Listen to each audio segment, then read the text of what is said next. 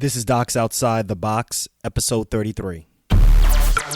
Welcome to Docs Outside the Box podcast. This is your official show, looking inside the minds of cutting-edge and innovative doctors. Think you'll find these stories in any medical textbook? Sorry. You're getting real life insight from men and women pushing the envelope beyond medicine. Ordinary doctors doing extraordinary things. Let's start now with your host, Dr. Nee Darko.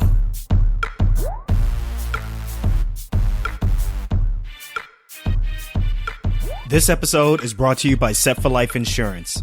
Protect yourself against life setbacks with Set for Life Insurance. Set for Life Insurance gets you disability and life insurance at a reduced cost with their exclusive discounts. Now that's why I use them. Visit www.setforlifeinsurance.com and tell them Dr. Darko sent you. What's good, everyone? This is D-Doc Outside the Box, Dr. Nee Darko, coming back at you with another episode of Docs Outside the Box, where we are bringing you stories of ordinary docs doing extraordinary things, trying to inspire you, that's right, the doctors, who are all over the world to live outside the box. So you may have noticed that there's a little bit of a difference in the audio quality on this episode, at least on the intro of this episode. I am recording not in my usual spot. I'm actually visiting the parents out in Newark, New Jersey, and I'm in their basement. And I needed a quiet place to record as well as kind of spread out and get enough space. And the only spot that I had was taking it back old school into the basement. And so far, I like it. You know, there's a lot of space. You know, I got a lot of memories down here, but I'm not sure if the audio quality is going to translate. But you all let me know how that goes. Before we move on, though, to the next guest, I have to read a 5-star review off of Apple Podcasts. And once again, everyone, I do appreciate you all leaving me reviews. It's really appreciated. This one is from DJ Kebab. And it's the title is Quality Work, and it reads, Dr. Darko really puts time into his podcast, and you can tell. Quality from interview content to the guests he brings onto his show, and all the way to the audio quality. Excellent source of motivation and insight for those either on their way into the medical field or those who are on the outside just curious about the lifestyles of those who are in it. He's got a great energy, and you can tell his guests love interacting with him. New listener, can't wait to hear upcoming podcasts. Dr. DJ, or if you are a doctor, I'm not sure, but DJ Kebab, yo, thank you very much for leaving me a podcast. Really, really appreciate it. Thank you for the words. And everyone, please, it doesn't take too long. The links are definitely in the show notes to go to Apple Podcasts or any of your favorite podcast aggregator, Google Play or Stitcher Radio. Just get in there and leave me a small little review. It's definitely appreciated. It definitely helps the rankings of the show, and it makes it easier for me to get new listeners. So my next guest is a fellow podcaster. He's actually been podcasting longer than I have, and I've actually have been on his podcast, so it actually was a good one. I'll leave the show notes to the link on that one. That was actually where I talked about how I bought term life insurance and disability insurance and cash value insurance in a club. And I'm not lying, it actually did happen like that. So I'll put that link in the show note, but it really was a good time on his show. And I'm just, decided to bring him on the show so that we can talk about some good financial stuff. So the name of my next guest is Dave Denniston. He is a chartered financial analyst, and he is host of the Freedom Formula for Physicians podcast with the tagline where docs can learn to cut out debt and taxes and create a liberated lifestyle. And I'm all for that. So I'm a fan of his podcast. I found that his podcasts are very easy to listen to. I found that they are very consistent, which is very important. And they're very heartfelt. I find him to be very genuine. He also covers a wide range of topics from student loan debt to bankruptcy to burnout. And obviously what's in the tagline, which is reduce them damn taxes. So just a little bit about Dave. He serves physicians primarily. And this is his quote, I want to see every physician lower their taxes, destroy their debt, and enjoy a joyous, liberated lifestyle so that they can focus on what they love most, their families, their patients, and the activities that give them joy, end quote. And, I'm down for that. I love that. He is also the author of 3 books. One of them is The Insurance Guide for Doctors. Next one is 5 Steps to Get Out of Debt for Physicians Workbook, as well as The Freedom Formula for Physicians, a prescription for first-class financial health for doctors. You can find all of these books on Amazon.com, so go and cop that if you're trying to get that information. So I brought him on the show to talk about how you, docs, if you're trying to live outside the box, then more than likely you're going to be getting paid reimbursement in a 1099 fashion. So you got to know exactly how to handle this money, how you're going to reduce your tax burden. It's a big deal. So we talk about ways in which you can decrease your tax burden. We also talk about ways that you can manage your tax situation in terms of creating certain business entities. And by that, I'm talking about, an LLC versus a sole proprietorship versus a S corporation. You also you'll also hear about us talk about the life of independent contractors. And before you go ahead and dismiss this as, a topic that's really boring, it's mainly about, esoteric stuff that may go over your head, please take the time to listen to this podcast. You're going to want to listen to this. Take this very seriously. If you're really serious about living your life outside the box, then taxes is going to be a very important situation in your life, especially if you plan on doing this full time. And it doesn't mean that we're going to throw shade on the W-2 life, because it does. I'm not doing that whatsoever. But I think it's just as important to make sure that we compare and contrast that W-2 versus that 1099 life, so that you can effectively mitigate taxes like the pros do it. So things that you're going to learn in this episode, and you're going to learn a lot, is he's going to share his touching story about why he works with doctors. This is going to be a tearjerker. This is a really good story. I want you all to listen to it. He's also going to compare and contrast that W-2 versus 1099 life. We're going to talk about risk, particularly once you become an independent contractor, and what that means in terms of qualifying for the Public Service Loan Forgiveness Plan, which is actually a big deal. We're going to talk about, should you wait 10 years to pay off your student loans by being in the public service loan forgiveness, or should you pay it off as quickly as possible, and what that means in terms of interest payments, things of that nature. Obviously, we're going to talk about the difference between an LLC and an S corp, and then ways as a business owner that you can decrease your tax deductions. And then he's also going to give us some high yield common tax deductions that he thinks that physicians miss on a daily basis. So before we get into the episode, though, there's got to be a small little disclaimer, because I ain't trying to get sued by nobody. So please, please make sure you see your tax CPA before taking this advice. All right. So let's get on with the interview. Welcome back to another episode of Docs Outside the Box. I'm excited to bring to you Dave Denniston. He is a chartered financial analyst. Say that 3 times. But Dave, welcome to the show. Nee, so glad to be here, man. Thank you for having me. So before we get started on the show, I'm going to introduce you, because you got a lot of things going on. And today we're going to be talking about the life of an independent contractor. But briefly, you have 3 different businesses going on. You obviously are the host of the Freedom Formula for Physicians podcast, which you invited me on about, late last year, right? Yep, like in November. Mm-hmm.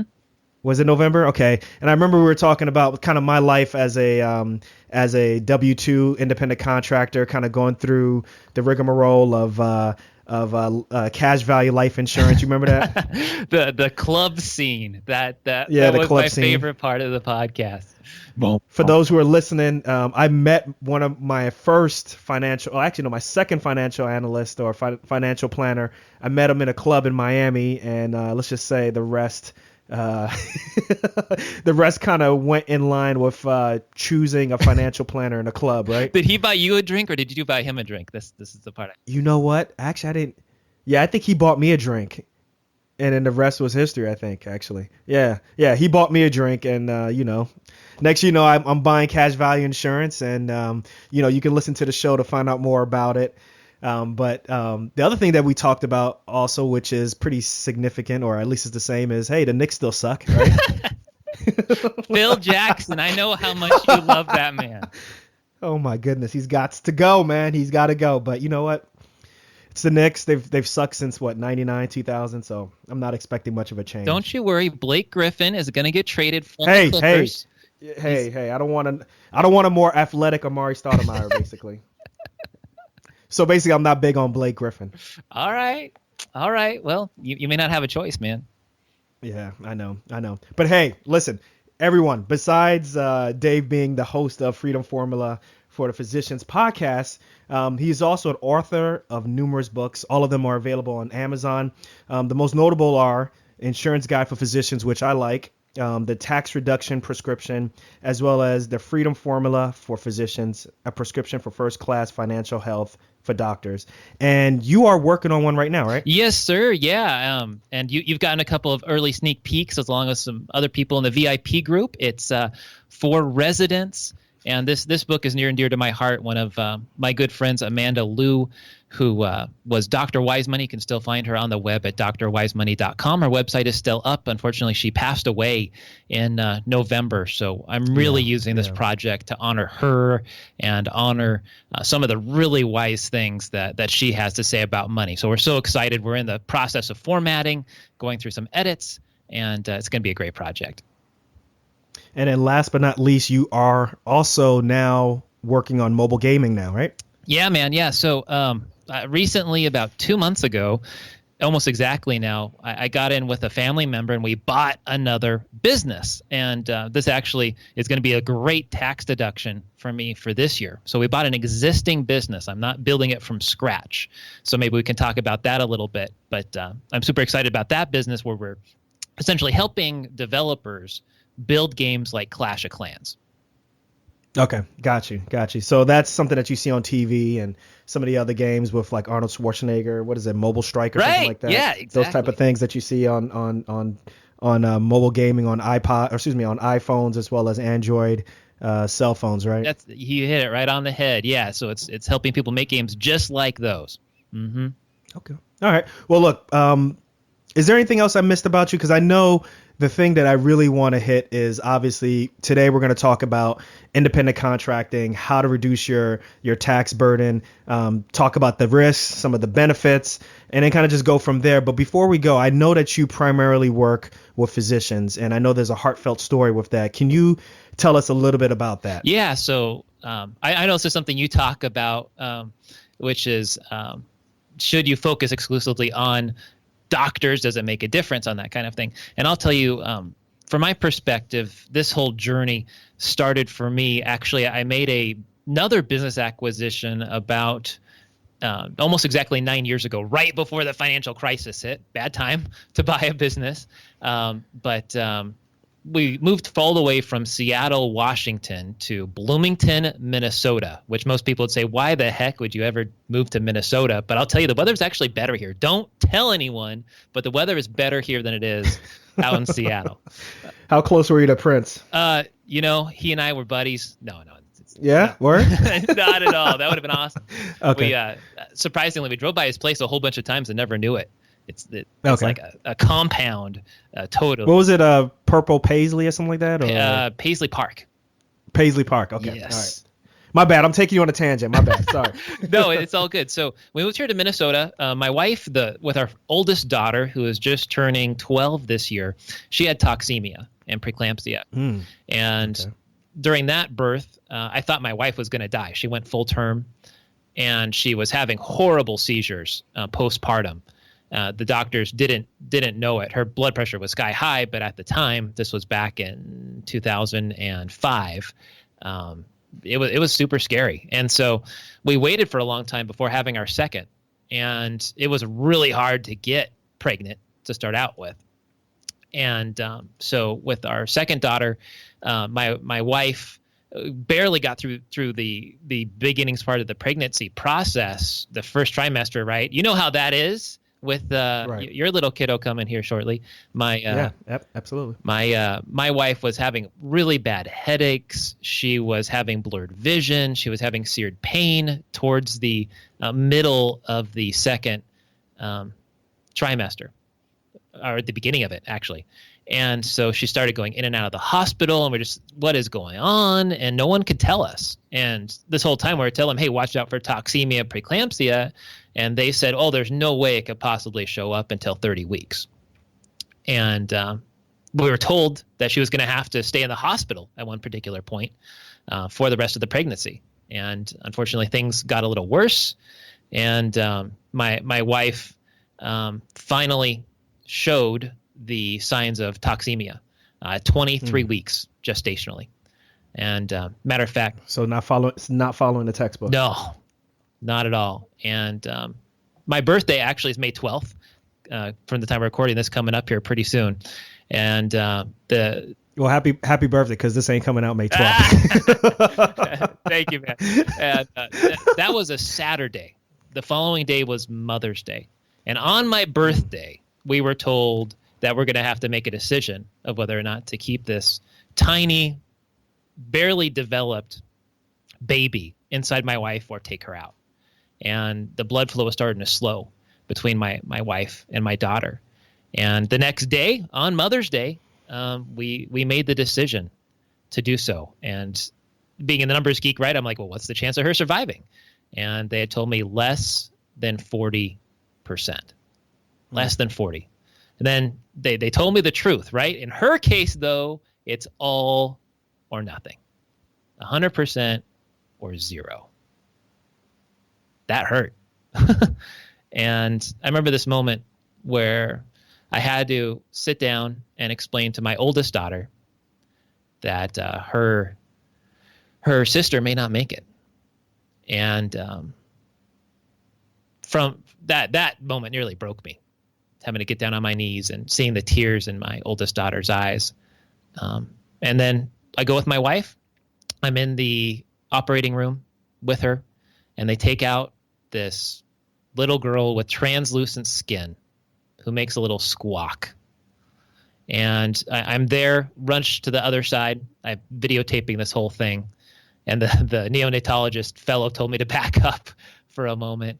And somehow, some way, she got a tiny, tiny, tiny breathing tube down her tiny, tiny, tiny little throat. This little girl, 12.4 ounces, born on Mother's Day, 2012. I mean, you can see a picture on your website. I'm looking at it right now. It's very sobering. It's very touching. Yeah, I can't even tell you how grateful I am to those neonatologists. And I was speaking with a few doctors at that time, quite frankly, and I enjoyed really working with them. But it was at that point 5 years ago that I really changed the direction of my career to really focus on physicians, and with just an attitude of giving back. I've never been in this purely for the money. Obviously, it's good to get paid along the way. But the hours I've spent is probably worse than a resident, right? On the amount of time I've put into putting content out there for physicians. So whether it's the podcast or the books or other resources, I'm constantly trying to find ways to promote education on all kinds of different subjects, whether it's burnout or finances, debt, taxes, all of that stuff. Is what I'm trying to help doctors be, so they can be financially free and just living the life of their dreams, because I think doctors are our best and brightest, and they deserve to know this stuff that they've never been taught in medical school. Man, that's a very sobering story. It's heartfelt, but listen, you can't leave us hanging. You didn't let us know how your daughter's doing. How's she doing, man? Man, I mean, so we were in that NICU from in the hospital from late April 2012 through late September 2012, past her due date. Her due date was supposed to be September 9th, I think it was, of 2012. And she came home on oxygen, and thank goodness, she developed. She didn't have brain aneurysms. She didn't have any of the really, really, really, really horrible stuff, intestinal issues like many kids do. So we were just blessed. Mm-hmm. And how well she came out. Now, obviously, being so premature, there's certain things that linger. Here she is turning 5 here in the middle of May, and I have to tell you, I mean, she's just a miracle. She's our miracle child. We named her Evangeline, which means bearer of good news. So we're working with her on developmental stuff. But she loves to smile. I mean, this girl is just a joy. I can't even tell you how grateful I am that she is here and the journey that we've had together with her. Well, thank you very much for sharing that. I really appreciate your honesty on that. And it's always good to start the show on a really high note. And as you know, it's all going to go downhill from here. Hey man, but for real, that's a great story. That is a great story. So listen, now that we've gotten that talked about, what I brought you on the show to talk about is independent contracting. Obviously, you mentioned that with your mobile gaming business, but as you know, this show is Docs Outside the Box. We're telling stories, inspiring stories about people who are living outside the box and doing non-traditional things. And obviously, in order to start getting some type of financial reimbursement or financial pay from that, obviously that pay is going to be in a independent contracting status or in a 1099 status. So let's talk about that. What is all the hoopla about being an independent contractor? Why is that such a big deal now? Is it because for me, I feel like nobody was really talking about this prior to 2008. Does this have anything to do with, what happened in 2008 and people just realizing that, being a W-2 employee is fraught with a lot of issues also besides, obviously not being your own boss and things of that nature? Yeah, man. No, I think it's a great question. And I think from my perspective, coming from the outside a little bit, not being in medicine, but obviously pretending to be a doctor at times. From my perspective, I really think that what independent contracting does for physicians is it gives them freedom and flexibility. So I don't think, from my perspective, it's as much about the financial piece as it is about your time and how you choose to spend that time. So, for example, many physicians today, they work in a hospital setting. And in the hospital setting, as you know, having been through this, I mean, you are expected to produce, you're expected to do X, Y, and Z, have to be places at this time, see patients for 5 to 10 minutes, particularly for primary care docs. And many doctors feel like, I hear this all the time, like they're in an assembly line. And you just see patient after patient, and you're a cog in a wheel. You're a cog in a wheel, and you're a salaried employee. You have to do what they tell you when they tell you to do it. How high do you want to jump?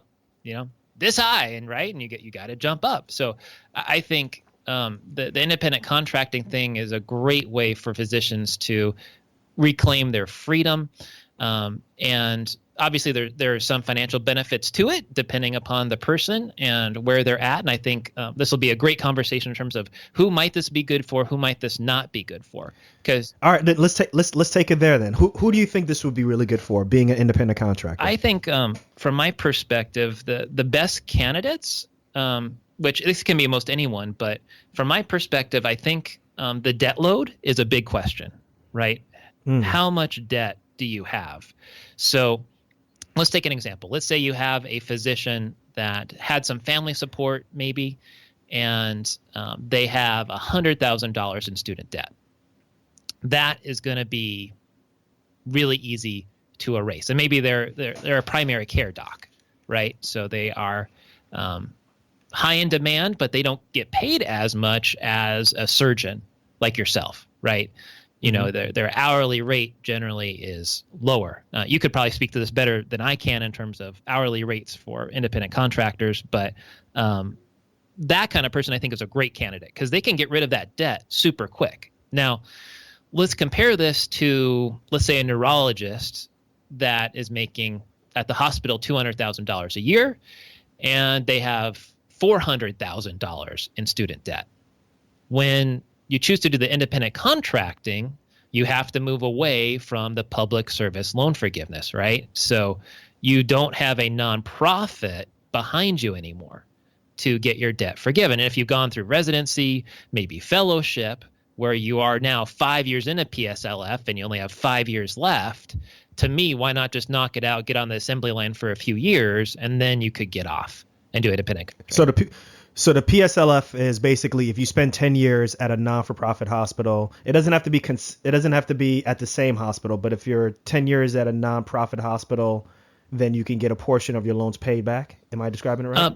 You could get all of it paid back, depending upon what you're doing. I mean, you look at someone with $400,000 in debt, right? I mean, 7% interest. We know, let's just make a nice round number. 6.8 is more common, but 7%. I mean, you're paying $28,000 a year in interest. So even if you're making $2,000 a month payments, you're not even tapping into the principal, right? So you're probably going to get the whole thing forgiven. Assuming all the programs stay into place, which some people doubt that, and that could be possible. But for what we can see right now, anything is possible. Yeah, right. I mean, October is when we first start seeing these debts get forgiven, and we're getting a little bit of pushback. There's a New York Times article that sent a lot of residents and fellows and practicing physicians shaking in their boots. But personally, for me, I think they're going to honor that commitment. I think people are going to get grandfathered in, but we'll see. We'll just have to go with the flow. So if you, so basically the premise is if you are an independent contractor, you are no longer employed by that hospital. Therefore, you do not qualify for PSLF. Yes, sir. Am I doing the acronym right? Is it PSLF? Yes, sir. Yep. Public Service Loan Forgiveness. Okay. Mm-hmm. Okay. All right. So that is a risk to being an independent contractor if you are going to go that route. But let me ask you this question. Because there are a lot of people who believe, well, look, I'm paying off my debt. Should I necessarily wait 10 years to pay off that debt when I can basically make some accelerated payments and get that taken care of and not have to worry about the interest payment or have to worry about paying this over 10 years when I could pay it off maybe in 5 years, maybe even quicker? What do you say about that? Well, I think that that's totally legit. But if you have $400,000 in student debt, right? 400. Which I'm talking to more and more young physicians that have that. I mean, that's a heck of an elephant to try and bite down. It can be done. Right. Absolutely. Mm-hmm. But you're going to have to maybe delay on the purchase of your home, right? You might have to make other decisions, which every person has their own individual situation that you really have to examine and say, is that right for me? Let's say you have some kids and you can't stay in a 2-bedroom apartment anymore, right? It just isn't going to happen. That may or may not be the right route for them. The other thing, too, to point out is, of course, you could do moonlighting on the side. Maybe you're at a hospital and you want to get a side hustle going to get some side income. Great for that, too. So even if someone does have $400,000 in student debt and they're doing full-time hospital work, if they want to start a side hustle, maybe that'd be good for them. Or maybe they go to 0.8 or something like that, assuming they can still qualify for PSLF. Your employer has to sign off on it, right? But outside of that, I mean, you could consider those kinds of things on the side. Many residents do this, and I think it's a great way to make some extra dough. But obviously, you have to balance family time and everything else. For someone that's single, not a big deal, right? You can go and do your thing and get paid. Jump on a plane and bounce, or go and just take a weekend and not really have anybody worrying about you. Right. Now, okay, so let's do a quick comparison. So if you are a W-2 employee, can you compare just the nuts and bolts W-2 with being an independent contractor?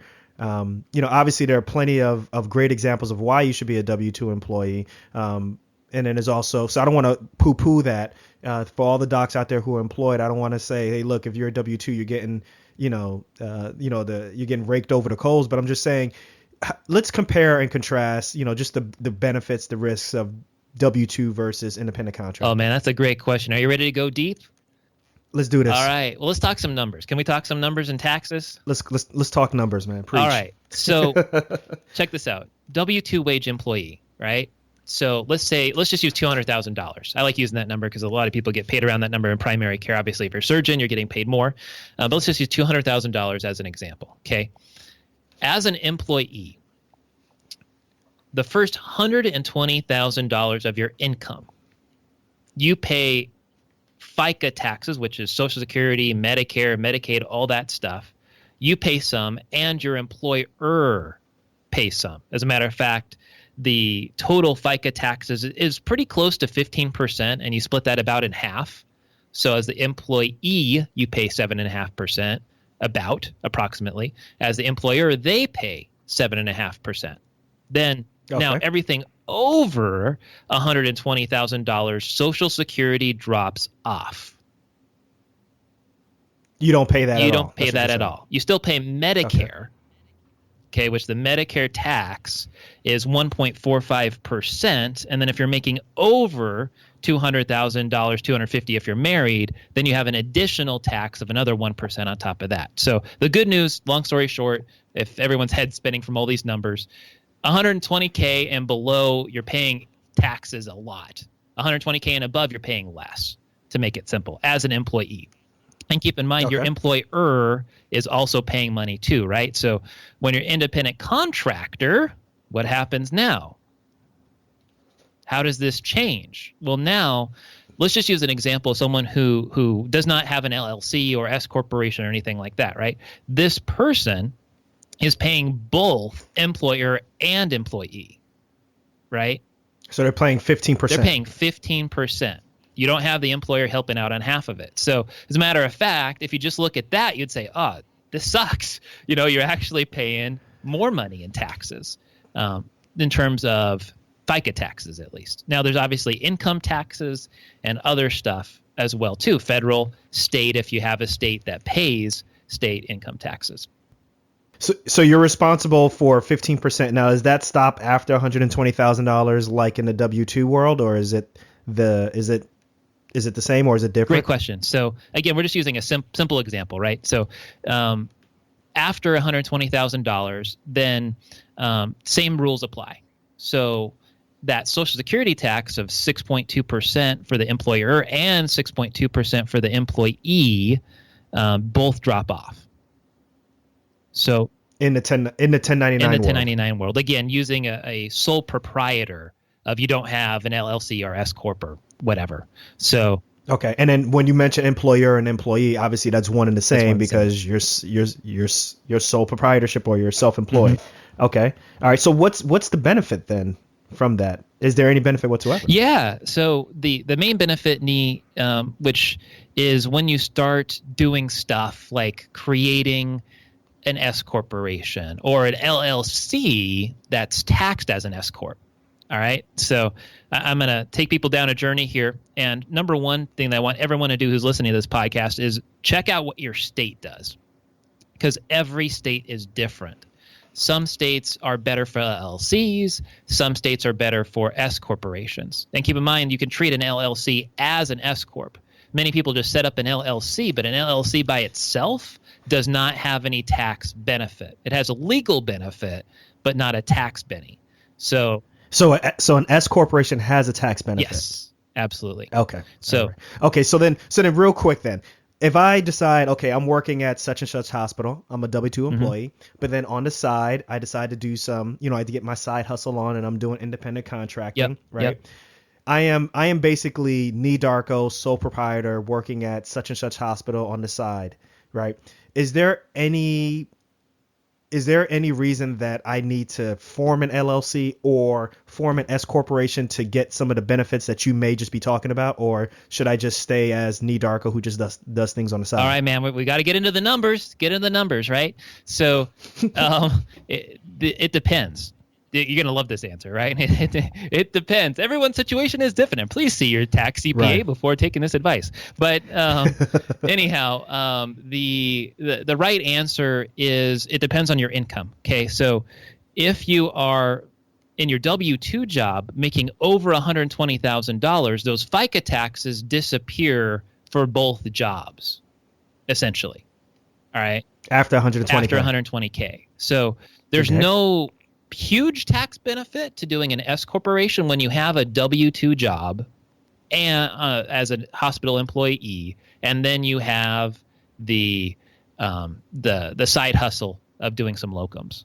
So there's not a huge tax benefit there in most cases, because let's say you're making 30, 40, 50 grand on the side, which is great dough, but because you already are paying those FICA taxes, you get past the 120K point, then it doesn't become a huge tax benefit unless you do some creative stuff that you and I could probably handle in a different podcast with.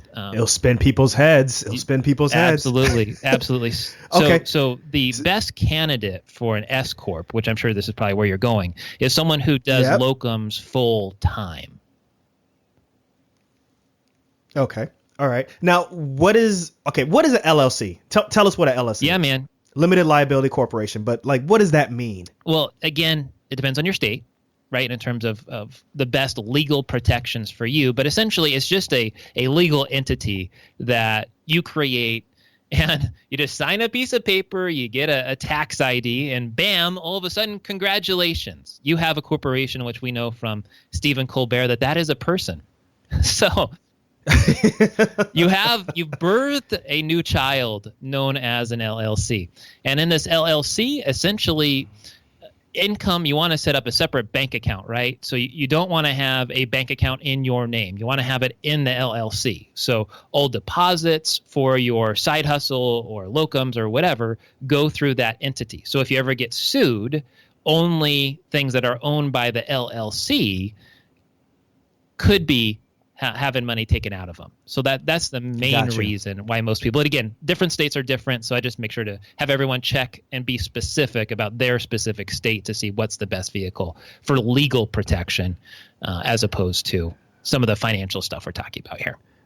Got you. Okay, that makes sense. Okay, then what is an S corp? What is the big deal? So the S corp, what gets confusing here is you have an S corp and you can have an LLC that gets treated as an S corp, which essentially they do the same thing, right? So right. Basically, imagine, right? This is great for someone that's full-time locums. All right, they're full-time locums like yourself, and so they have, let's call it $300,000 in locums income. So what they do, that gets 1099'd to them rather than W-2. And so with that 1099 income, it goes in their bank account for the S corp or the LLC.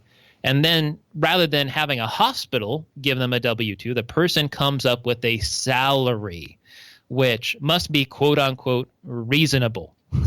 And this is a gray area that a lot of people struggle with. What is reasonable?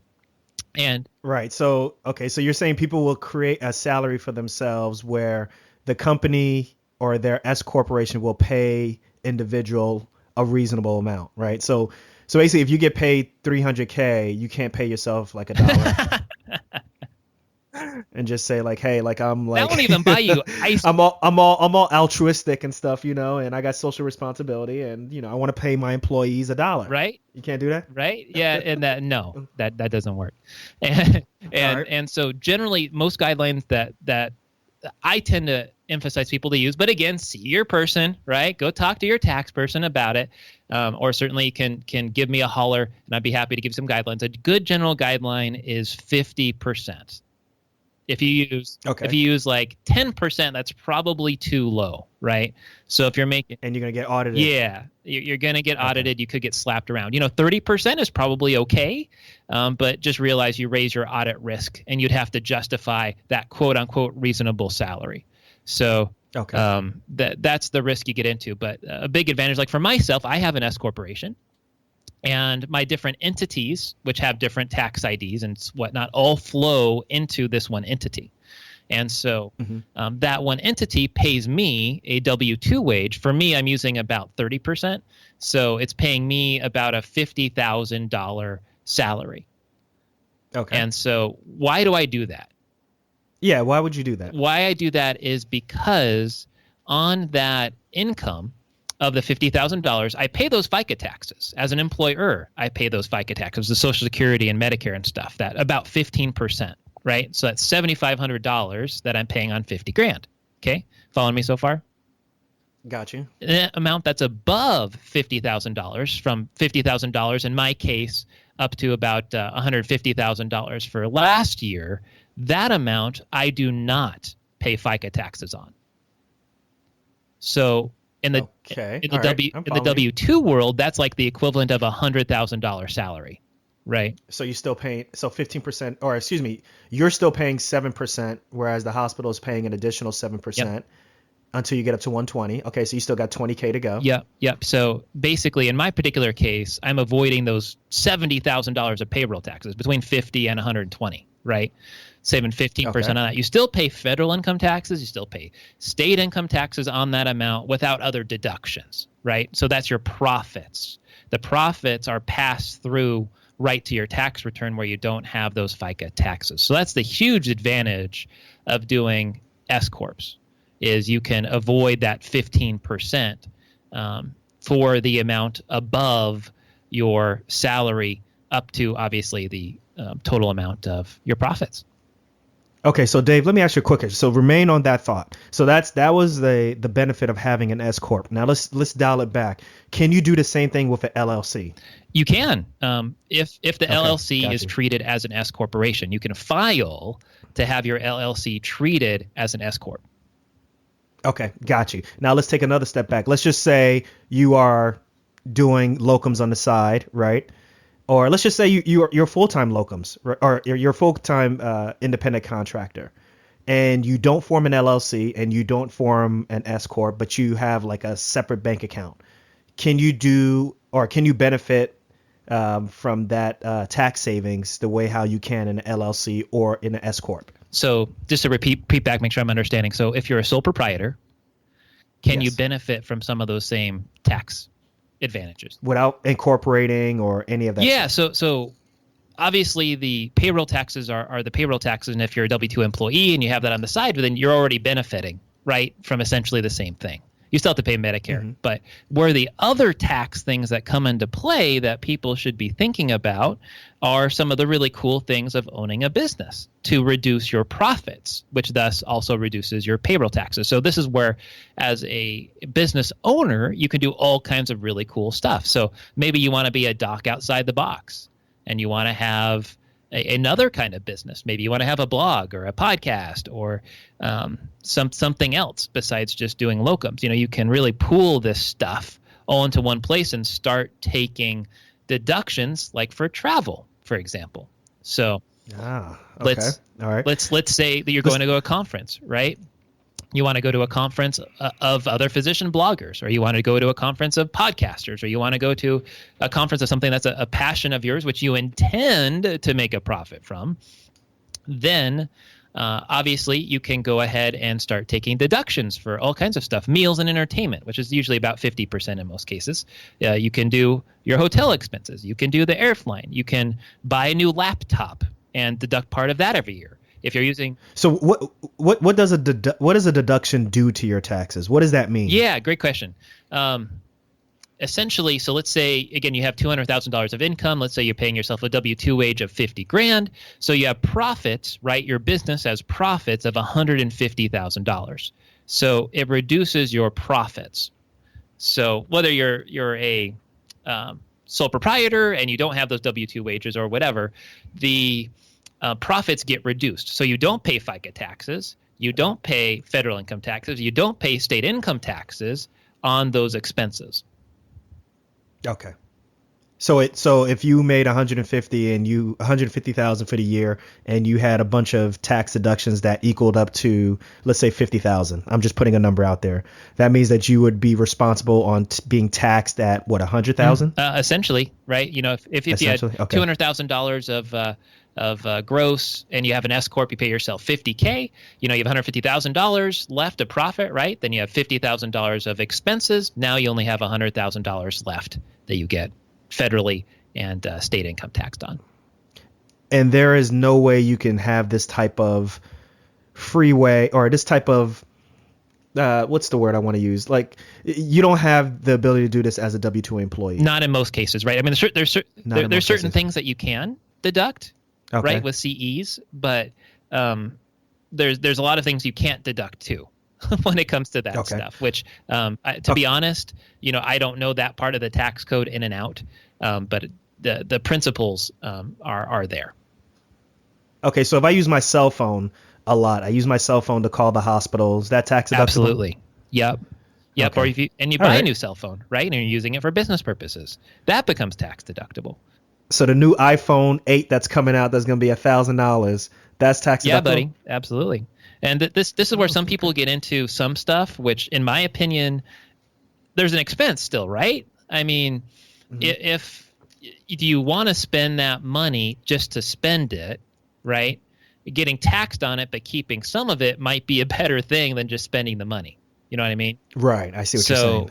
So basically it becomes a cash flow issue. That's what you're talking about. Exactly. Or just a saving issue. Okay. Right? I mean, and there's various things that we'll probably have to get into a different time that we can talk about that can save you money on taxes and do the cash flow thing. But the big ones that a lot of people need to think about, which some of these are more aggressive than others. I had a guy in my podcast, Craig Cody, that came up with 3 tax deductions I had never heard before in my life. And let's hear them. One of them that I had heard of, but I haven't personally used yet, is using your kids as a tax deduction. So you can pay your kids up to a certain amount. I can't remember that amount off the top of my head, but obviously your baby, right? You can't you can't justify having a baby as an employee. But my 11-year-old going on 12, there's definitely things she could do which I could pay her for. Maybe she might get paid more than a normal person, but that's a great way to pass on money to your kids and have it be tax-free, because the certain amount of money you make is tax-free. So that's one particular idea that I thought was great. Another one that he referred to is there are certain things you can buy, which you guys just have to review this again with your CPA. Let's say that you love to fly, or you have an RV, or you want to build a pool. If you're using those things for what can be considered business purposes, then those things can become tax deductions, which again, so we're heading into the gray zone right now? We're in the gray, man. This is totally gray stuff, because there are IRS rulings that support this stuff, but it depends on the situation. So, obviously, if you don't use your house, right, to conduct business, let's say you're doing telemedicine, you're using your house for business purposes, it would be a lot easier to go and say, I'm adding on to the room, I'm doing some house renovations, therefore you get to write some of that off, right? Versus someone that's doing locums, that they're not doing work out of their house, right? They're at a hospital. That's going to be a heck of a lot more difficult to make a case for. So got you. Okay, that makes sense. Okay. Just be very careful, when it comes to this stuff. Make sure you have justification and documentation, right, to back it up. Now, what about you? Because you obviously work with physicians a lot. Are there any common tax deductions that you see independent contractors, physicians not taking advantage of? The big one for people that want to live outside the box, which is, we've been talking about that mobile gaming kit acquisition towards the beginning of the podcast, that if someone wants to live outside the box, what I did personally, which I made 2 times now. One was the acquisition right before the financial crisis, and now the second one, acquisitions are awesome tax deductions. So if you can find an existing business to acquire, that money you pay up front can be all tax deductible. So this year, I put down $35K to buy a business that's cash flowing, right? So I'm going to get a big tax deduction this year for putting down that money as a down payment to buy the business. So I think for someone that wants to live outside the box, they should be thinking about that. What I used, in full disclosure, is a business broker. So if someone's interested in online stuff, there's a business broker called Empire Flippers, empireflippers.com. They have 2 podcasts that I highly recommend. Get out my iPad here, see if I can find the names of them. One of them is I'll get them to you later, rather than me. No problem. We'll put them in the show notes. Poke around. So if people want to check it out, those are great educational resources that have a couple hundred episodes of buying businesses that for someone has a desire in sports. I believe there's been a sport website up there that you could buy for $1 million if you want to. I'm not necessarily suggesting that for people. You mean like a team? No, they do like e-commerce drop shipping stuff. So they have Amazon stuff, or they have their own website. And so these are all businesses that have cash flow, right? You don't want to, starting something from scratch is hard. I would rather buy something where someone has some systems in place where you can just hop right in, be getting cash flow from day one. So Okay. The end game is it's going to increase your taxes, right? Because you're making more money. But in the short term, you can get a tax deduction for doing so. So next year, I'm going to do this again. I'm going to buy a fourth business, doing the same thing that I'm doing right now. Because dang, Dave, you're becoming a mogul. That's the game, my friend. Sitting on top of the world and hiring people, right, to help me with running these things, because I don't want to be spending all my time running them. So it's very similar to if you buy rental homes, right? You buy one, you might be able to do it yourself. You buy two, you might be able to do it yourself. But at some point, you have to have help. Got you. Okay. All right. So what are some other common tax deductions that you think physicians can take advantage of that they're not doing right now? Other big ones. Let's think about this. Other ones kind of outside the box. We talked about What about like for example, like professional development? Like, because technically, let's say you decide to get a coach, right? Like that's not like CME, but that's professional development. Does that count? Can that be tax deductible? Yeah, absolutely. Oh, okay. You go and you get a coach. That is something that should be tax deductible. Whether it's a life coach or a business coach, or if someone wants to start their own practice. All of those things absolutely are tax deductible. When you have your own website, the website expenses are tax deductible. So people that want to start their own blog or podcast, doing what we're doing, absolutely. Those kinds of things are great ways to lower your taxes and do something good for the world too. Okay. All right. Well, look, we're getting towards the end of our podcast, so I want you to take a moment to tell us more about your podcast. I know you have a lot of great information out there, and I know you're trying to get and expand to more physicians. So take this opportunity to tell us more about your podcast. Well, thank you, Nee. Man, yeah, it's been a journey. I've been doing it for a bit over 2 years, and as we speak, we're trying to get some of the old episodes back up there. So eventually we'll have all 100 back up and running. I think right now we have like 15 or something. So we're working our way back to having all 100 back on there. And I've had so many cool people that I've been able to meet, whether it's yourself or Jim Dolly, the White Coat Investor, or Pamela Weibel, or Dyke Drummond, and just so many cool physicians. And what I do in my podcast is, for many doctors, we have these fireside chats where we talk about what's the journey that someone's been through. Because I feel, the stories that we can tell are much better ways to learn, in addition to information like we've been spitting at people today. And so there's obviously times we spit out that information, give people some great ideas, but capturing stories along the way and how people got to success or how they failed, right? Let's learn from other people's failures. Right. And that way we can keep on succeeding. And me, myself, I've made plenty of mistakes and plenty of failures, and I'm totally transparent about what those have been and lessons I'm continuing to learn along the way as I go on my journey of trying to be a multi-millionaire, able to give money to lots and lots of people. That's a good cause, man. So once again, your podcast is the Freedom Formula for Physicians podcast. It's a podcast where docs can learn to cut the debt and taxes and create a liberated lifestyle. Did I get that correct? That's the tagline. That's what it's all about. Okay. So we have a big focus on debt, on taxes, like we've been talking about today, but we also talk about burnout.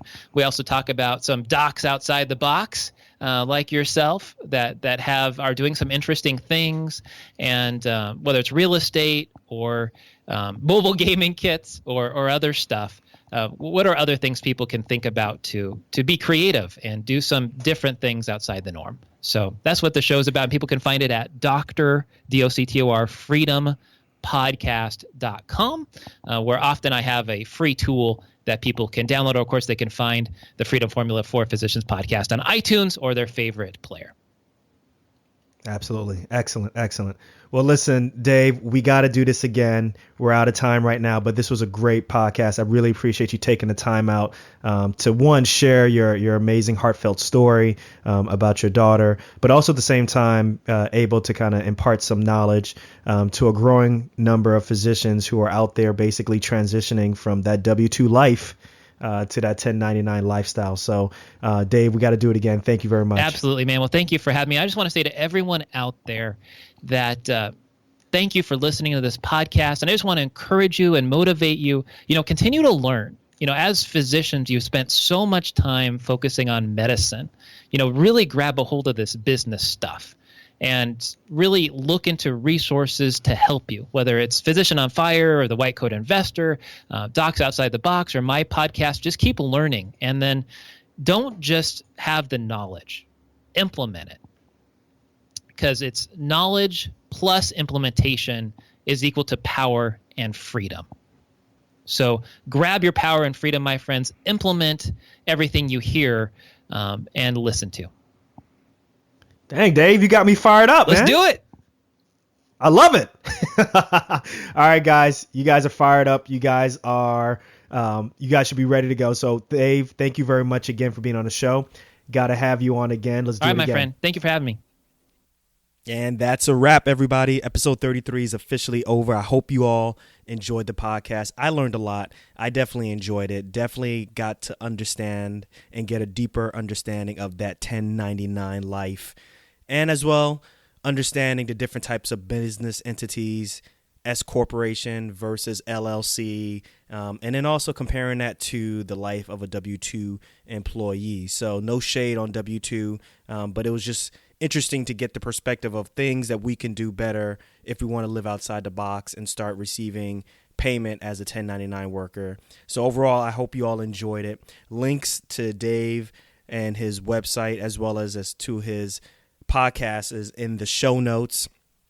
If you want to engage me, as always, you can reach me via email at NII, that's my first name, at docsotb.com. You can reach me through Facebook at www.facebook.com/docsotb. Instagram at NiiPDarko, that's NII, P as in Paul, DARKO, and also through Twitter at docsotb. If you didn't catch any of that, if I went too fast, don't worry about it. Just go to the website. The links to my social media are in the website on the right-hand side, I think. I think I'm right. I think it's on the right-hand side. And if you know someone who would benefit from this show, someone who you think this show would really help, go ahead, show some love, and share this episode with them. I think right now one of the best ways to do it is to take a screenshot of the episode that you're listening to in whatever fashion. If you're using iTunes on an iPhone, or if you're using your favorite podcast episode catcher on Android, go ahead and screenshot that episode, put it on Instagram, and then go ahead and share it on Instagram stories and tag me on it. All right. And then also, as always, I really appreciate podcast reviews, especially Apple Podcast reviews. Go ahead and please hook me up with a 5-star podcast review if you really enjoyed it. It only takes a couple of minutes. The links are definitely in the show notes. So look, I'm going to catch y'all on the next episode. But before we jet, remember, we only got one life. Let's make it count and live outside the box. Peace.